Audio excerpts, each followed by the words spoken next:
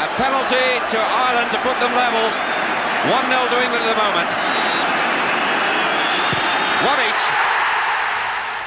Gerry Daly wasn't a mistake.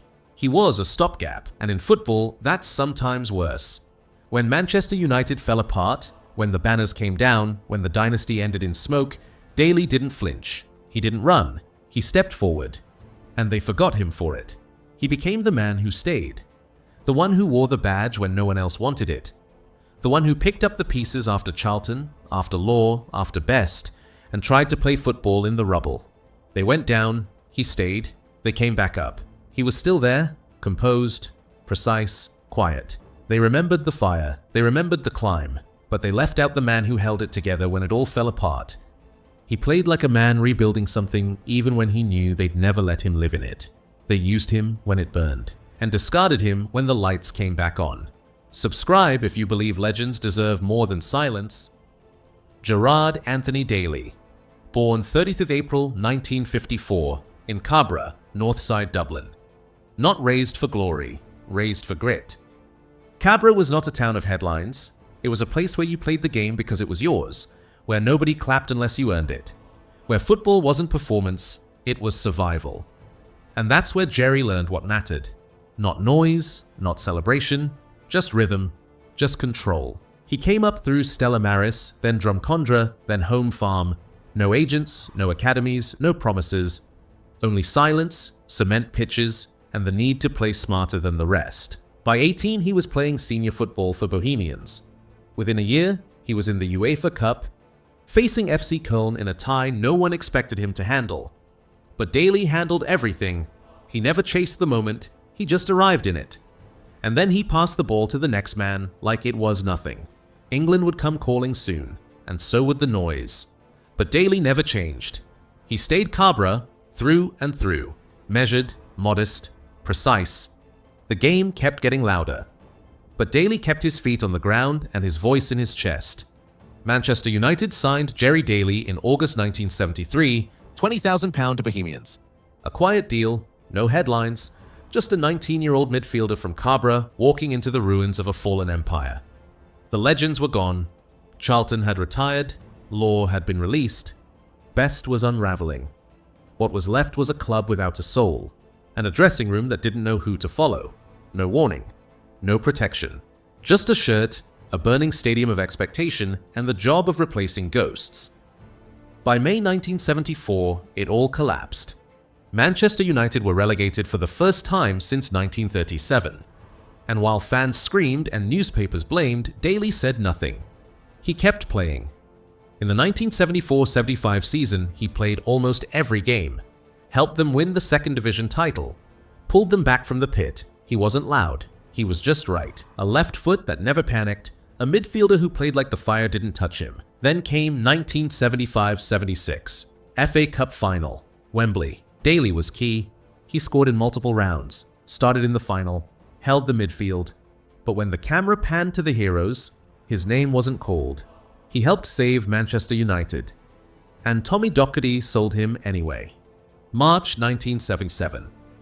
After 111 league appearances, 23 goals, and 4 years of loyalty, Gerry Daly was sold to Derby County, £175,000. No tribute, no interview, no mention. Just gone, like he was never part of the plan. And it wasn't the first time Docherty looked through him. It wouldn't be the last. Daly had held United's midfield together through relegation, promotion, and an FA Cup final. He gave them rhythm when all they had was wreckage. And when it was time to rebuild, Docherty handed him the exit slip. 2 years later, the wound reopened. 1979, Tommy Docherty took over at Derby County. Daly was already there, playing well, scoring goals, steady as ever, and once again, the same cold silence. Same man, same pattern, same quiet goodbye. Years later, Daly finally spoke. It was bullying. No matter how well I played in the reserves, I would never play football for United's first team again. Docherty moved on. Twice, but Daly carried it. He never threw blame, never lashed out. But the wound never healed, because it wasn't one betrayal. It was two. In 3 seasons, he scored 31 goals in 112 games. From midfield, He took penalties, took responsibility, took the ball when nobody else wanted it. But Derby wasn't climbing. The post-Clough era was fading, and when Tommy Docherty walked in, Daly knew what was coming. He left before the cold shoulder turned public. Again. By 1980, he was wearing Coventry blue, then Leicester, then Birmingham, then Shrewsbury, then Stoke, then Doncaster, then Telford. Club to club, system to system, he never stopped delivering. Goals from midfield, control, maturity, composure. But the narrative had changed. The press called him dependable, a journeyman, a safe pair of feet. They stopped describing his brilliance and started describing his usefulness. They wrote him into the margins, but he kept showing up, game after game, season after season. He wasn't declining. They just weren't watching. He played through silence, again. No one built a team around him, but he still built something, a career of dignity, of performances that never chased applause. And for a decade, he stayed one of the best players on the pitch, even when the stadiums stopped noticing. He played for Ireland before it was fashionable, before Jack Charlton, before qualification campaigns, before anyone believed they could win anything. Gerry Daly wore the green jersey 48 times, scored 13 goals, over 13 years of quiet sacrifice. He wasn't surrounded by stars, he didn't have a system built around him. But when Ireland needed a heartbeat, they turned to him. Wembley, 1976, England versus Ireland. Daly steps up. No fear, no drama, he buries the penalty. The match ends 1-1. And for a moment, just a moment, he was the calm in the chaos of international exile. But there were no tournaments, no European nights, no Italia 90 fairy tale. Just hard qualifiers, long flights, and hope that never arrived. Daly played like Ireland could be more, even when it wasn't. He never wore the armband, never got the ceremony. But for over a decade, he showed up. When younger players faded, Daly stayed. When systems failed, he adapted. When the team had no direction, he gave it shape. He didn't play for Ireland to be remembered. He played because it was Ireland. And because even when no one was watching, he still believed in the shirt. They never called him a problem. They just treated him like one. He was too quiet for their plans, too steady for their headlines, too loyal to be noticed. He joined Manchester United as a boy, watched them fall, helped them rise, and was sold without ceremony. He carried Derby through decline, and when Docherty returned, he was discarded again. Same manager, same silence, no explanations.